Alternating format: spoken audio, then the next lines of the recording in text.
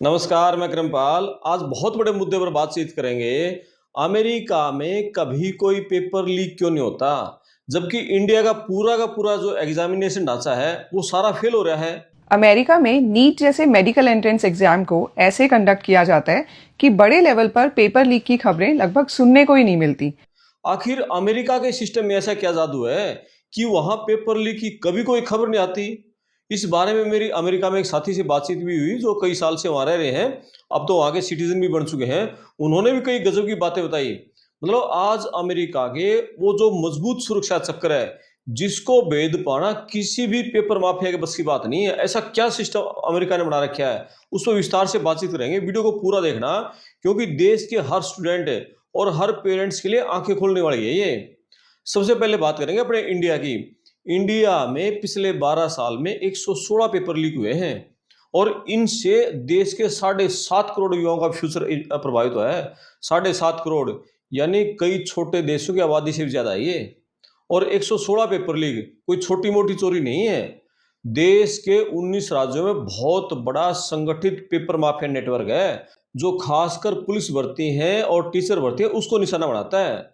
2019 से बाद अब तक 65 पेपर लीक हो चुके हैं, और जिसे 3 लाख से ज्यादा जो सरकारी नौकरी है ना वो अटकी पड़ गए हैं। और सबसे बड़ा पॉइंट, हमारे देश की सबसे बड़ी जो पेपर लेने वाली एजेंसी है, नेशनल टेस्टिंग एजेंसी यानी एनटीए, उसकी इनकम की बात करो, 2019-20 में इनकम थी 504 करोड़, और 23-24 में बढ़ के होगी 1116 करोड़। कहां से हुई? जो बेरोजगार युवाओं की जेब पर डाका डाला, यानी 1116 करोड़ करोड़ कमा लिए एनटीए ने। और उस एनटीए के पास परमानेंट स्टाफ के नाम पर सिर्फ 39 पोस्ट हैं। तो ये इतना काम कैसे करे? सारा कॉन्ट्रैक्ट आउटसोर्स है। अब आप ये सोचो, देश की सबसे बड़ी टेस्टिंग एजेंसी इतने बड़े बड़े पेपर लेती है और काम सारा आउटसोर्स से करवा रही है, तो भाई गोपनीयता कहां से रहेगी? सीक्रेट कहां से रहेंगे? पेपर लीक तो हो रहे हैं फिर तो। और यही कारण है कि जो नीट है, यूजी परीक्षा है, पेपर लीक हुए और बड़े पैमाने पर बहुत बड़ी गड़बड़ियां हुई, और इसीलिए छात्रों का गुस्सा फूटा जंतर मंतर पर। अब बात करें अमेरिका की। अमेरिका में डॉक्टरों की भर्ती के लिए जो परीक्षा होती है उसे कहते हैं एमकैट, एमसीएटी। यानी जैसे हमारे नीट यानी national eligibility cum entrance test है, और वहां एमकैट यानी मेडिकल कॉलेज एडमिशन टेस्ट है। नीट को कंडक्ट करती है एनटीए, जो मैंने बताया कितने 1116 करोड़ कमाए 23-24 उसने बेरोजगार से डाका डालकर। और जो अमेरिका में एमकैट को कंडक्ट करने की जिम्मेदारी है एएएमसी, यानी association of American medical college है। इंडिया में जो नीट का पेपर होता है एक दिन में होता है, एक टाइम पर होता है। देश के हजारों स्कूलों में ऑफलाइन पेपर और पेन से, यानी ऑफलाइन मोड पर होगा। और अमेरिका में एमकैट है ना, पूरी तरीके से कंप्यूटर बेस्ड टेस्ट है, जो साल में कई बार होता है, अलग अलग तारीखों पर होता है। अब आप ये सोचोगे कि कंप्यूटर पर है तो हैकिंग की या स्क्रीन शेयरिंग की वो भी तो हो सकती है, लेकिन बिल्कुल भी नहीं। एमकेट एग्जाम की हिस्ट्री 100 साल से भी ज्यादा पुरानी है। और सबसे इंटरेस्टिंग बात यह है कि ये एग्जाम साल में सिर्फ एक बार नहीं होता, बल्कि अलग अलग डेट्स पे करवाया जाता है। अमेरिका का जो मल्टी लेयर सिक्योरिटी सिस्टम है ना वो काम करता है। 4 बड़ी सिक्योरिटी लेयर है, उसको समझते हैं। पहले पहली लेयर क्या है? बायोमेट्रिक पाम वेन स्कैनिंग है। यानी एमकैट जो परीक्षा केंद्र है वहां सिर्फ जो साधारण आईडी या आधार कार्ड, फोटो आईडी, इससे एंट्री नहीं मिलेगी। पाम वेन टेक्नोलॉजी उसका इस्तेमाल होता है, यानी हाथ की जो नसें है ना उसको डिजिटल पैटर्न पर उसको स्कैन करते हैं। और नसों का यह पैटर्न हर इंसान का यूनिक होता है, यानी आप प्लास्टिक सर्जरी करवा लोगे ना तो भी नहीं बदला जा सकता वो। जब स्टूडेंट्स परीक्षा केंद्र के दौरान जब टॉयलेट ब्रेक पर जाते हैं ना और फिर वापस अंदर आता है, दोबारा फिर उसकी नसों को स्कैन किया जाता है। यानी किसी भी कीमत पर डम्मी कैंडिडेट की या मुन्ना भाई का बैठना बहुत नामुमकिन है, हो ही नहीं सकता। दूसरी लेयर देखो, जीरो ट्रस्ट लॉजिस्टिक्स और नो फिजिकल पेपर। इंडिया में जो पेपर लीक कहाँ होता है? प्रिंटिंग प्रेस में होगा, ट्रांसपोर्टेशन के दौरान होगा, परीक्षा केंद्र के स्ट्रांग रूम से होगा। और अमेरिका में फिजिकल पेपर का कोई वजूद नहीं है। जो परीक्षा के जो सवाल पता क्या होते हैं, वाशिंगटन में एएएमसी का जो मेन सर्वर है ना उसमें एईएस 256 मिलिट्री ग्रेड एनक्रिप्शन होता है, उसके साथ लोग होते हैं। जब स्टूडेंट परीक्षा केंद्र पर अपने कंप्यूटर के सामने बैठ जाता है, ठीक उसी सेकंड क्लाउड सर्वर से जो सवाल है सीधा उसकी स्क्रीन पे डिक्रिप्ट होते हैं। यानी परीक्षा से 2 घंटे पहले किसी के पास लीक करने के लिए कोई पेपर ही नहीं होता। और तीसरी मजबूत लेयर देखो, डायनेमिक एल्गोरिदम और रैंडमाइजेशन, यानी क्वेश्चन सफलिंग है। अगर कोई ये सोचे कि पहली शिफ्ट का जो पेपर देख के दूसरी शिफ्ट वालों को मैं बता दूंगा अब ये क्वेश्चन आए हैं, तो वो खेल भी नहीं चलेगा। वहां एम कैट के पास है ना बहुत बड़ा मतलब आइटम बैंक है, प्रश्नों का भंडार है। एआई डायनेमिक जो एल्गोरिदम है उसका यूज करके एक कमरे में मान लिया दो अलग अलग कंप्यूटर में दो छात्र बैठे हैं, वो दूसरा उधर झांकेगा ना तो उसका क्वेश्चन अलग होगा, उसका क्वेश्चन अलग होगा, सबके सवाल अलग अलग होते हैं, अलग अलग सीक्वेंस में मिलेंगे, यानी झांकने का भी कोई फायदा नहीं होगा। और चौथी लेयर देखो, बहुत स्ट्रिक्ट कानून है और जो करियर है खत्म हो जाएगा। अगर किसी स्टूडेंट्स ने एम कैट अमेरिका में एम कैट में चीटिंग करते पकड़ा गया ना तो उसकी उस साल की परीक्षा रद्द हो जाएगी।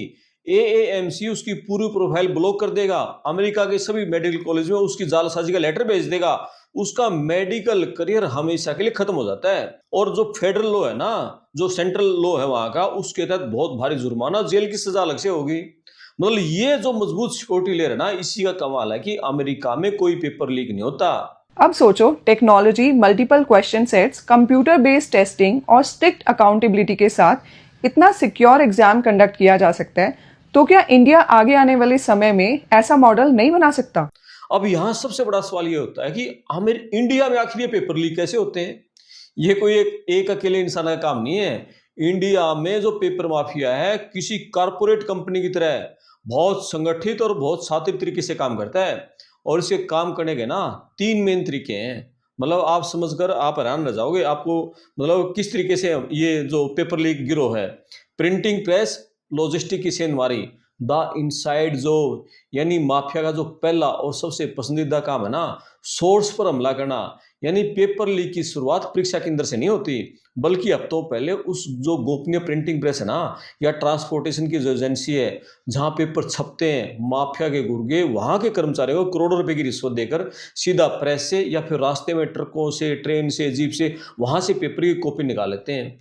मतलब हाल की जो कई जांच है ना, जांच में सामने आया कि प्रेस के अंदर के कर्मचारियों की मिली भगत के बिना इतना बड़ा जो पेपर लीक है वो नामुमकिन है। दूसरा, रेंट ए रेस और रिसोर्ट पॉलिटिक्स पॉलिटिक्स यानी माफिया अपना असली खेल पता है कब शुरू करता है? जब पेपर उसके हाथ में आ जाता है। उस टाइम पे परीक्षा से ठीक एक रात पहले या दो रात पहले जो चुनिंदा छात्र होते हैं, जो 10 लाख 20 लाख 30 लाख जितनी डिमांड दे देते हैं ना, उनको गुपचुप तरीके से किसी रिमोट के रिसोर्ट में, होटल में, सेफ हाउस में वहां ही बुला लेते हैं। और वहां जो माफिया होता है, इस माफिया उनके मोबाइल फोन सारे जब्त कर लेगा ताकि कोई बार फोटो ना भेज दे। इसके बाद उनके पास सोल्वर गैंग होता है, जो देश के टॉप कॉलेजों के ब्रिलियंट स्टूडेंट होते हैं, जो टॉप के टीचर होते हैं, वो उन स्टूडेंट्स को चंद घंटों में पूरा पेपर हटवा देते हैं। और सवेरे छात्र रिसोर्ट से सीधे परीक्षा केंद्र में जाएगा, पेपर देता है और माफिया का काम खत्म। और तीसरा डिजिटल युग, रिमोट एक्सेस, स्क्रीन हैकिंग। अब कुछ परीक्षा ना ऑनलाइन होने लगी, यानी कंप्यूटर बेस्ड होने लगी अपने देश में भी। तो ये माफिया ने भी खुद को अपग्रेड कर लिया, अपग्रेड हो गया माफिया भी। अब वो पेपर आउट नहीं करते, बल्कि जो परीक्षा सेंटर है ना उसके कंप्यूटर को ही हैक कर लेते हैं। एनीडेस्क से या जो अल्ट्रा व्यूअर जैसे जो सॉफ्टवेयर, उसकी मदद से परीक्षा केंद्र का जो लैब इंचार्ज है या इन्विजिलेटर है, वो माफिया के हैकर को कंप्यूटर का रिमोट एक्सेस दे देता है।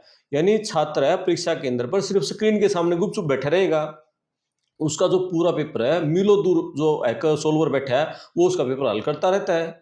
यानी टेक्नोलॉजी बदलने के बाद भी जो माफिया ने सेंधमारी का रास्ता ढूंढ लिया नया।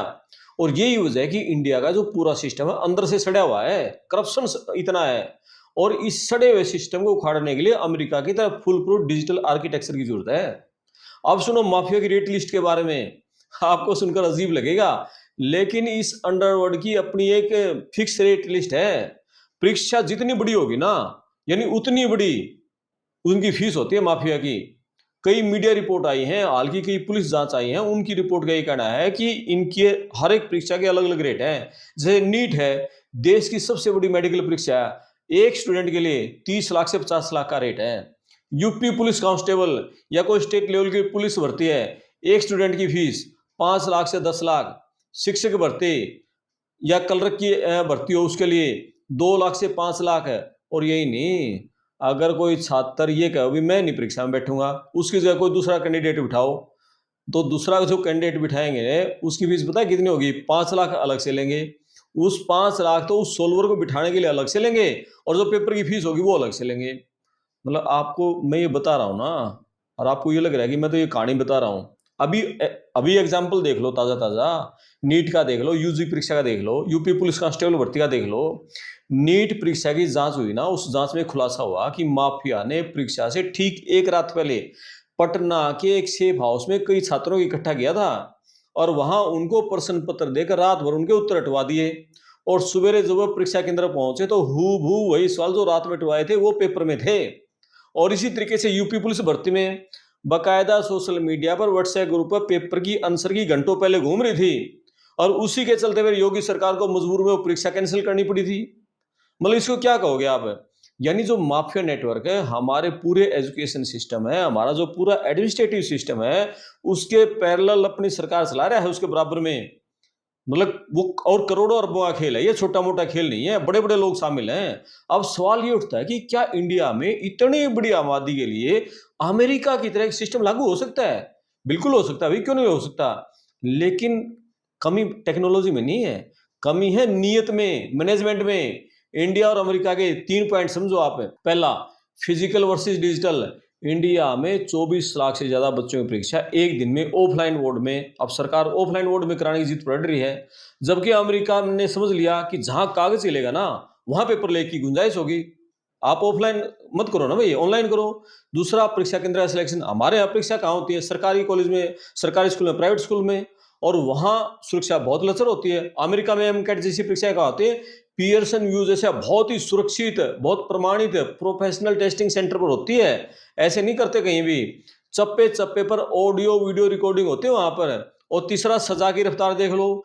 मीडिया रिपोर्ट का कहना है इंडिया में पेपर लीक के 45 बड़े मामलों में सिर्फ 2 में सजा हुई है, 2 में।